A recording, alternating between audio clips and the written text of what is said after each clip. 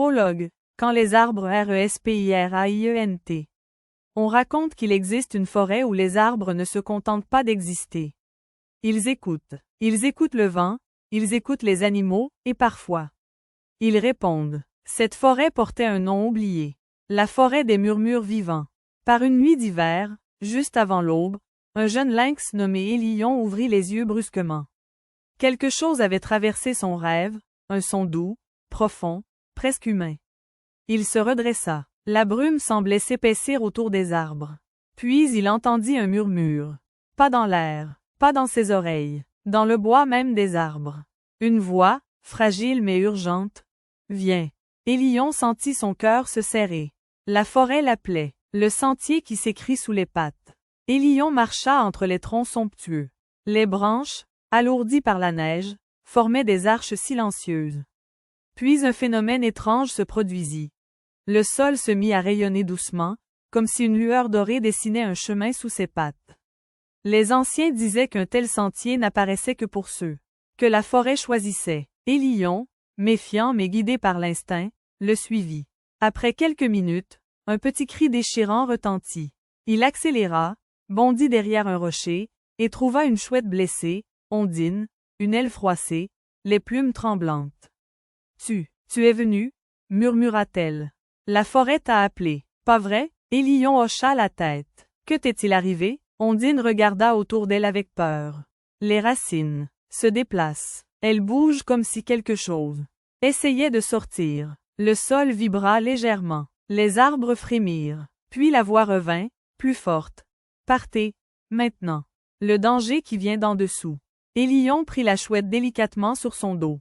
La lumière du sentier devint plus intense, presque pressante. Derrière eux, les racines se soulevèrent, se tordirent, comme une bête géante qui s'éveille.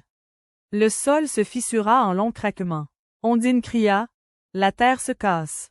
Élion courut, ses muscles chauffant dans l'air glacé.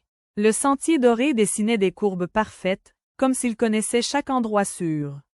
Une énorme brèche se forma derrière eux, engloutissant rochers, neige et branches entières. Le monde trembla, puis tout s'arrêta.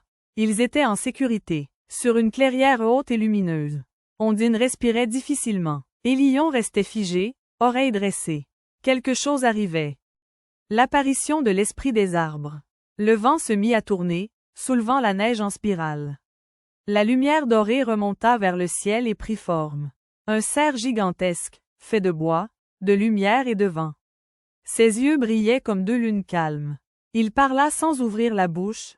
Sa voix sortait des arbres, des feuilles, du sol. Élion, Ondine, vous avez entendu mon appel.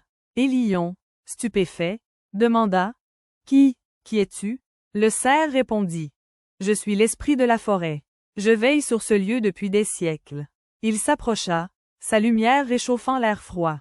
Les racines bougent parce que la forêt change. Ce n'est pas une menace. C'est un renouveau. Ondine baissa la tête. Mais, pourquoi nous? Parce que vous écoutez. La forêt a besoin d'oreilles qui comprennent et de cœurs qui protègent. Guérison, le don du cerf-lumière. L'esprit toucha doucement l'aile d'Ondine avec une ramure lumineuse. La chaleur se répandit sous ses plumes. La douleur s'évapora. Les plumes se redressèrent. L'aile retrouva toute sa force. Ondine l'ouvrit, émerveillée. Je peux voler.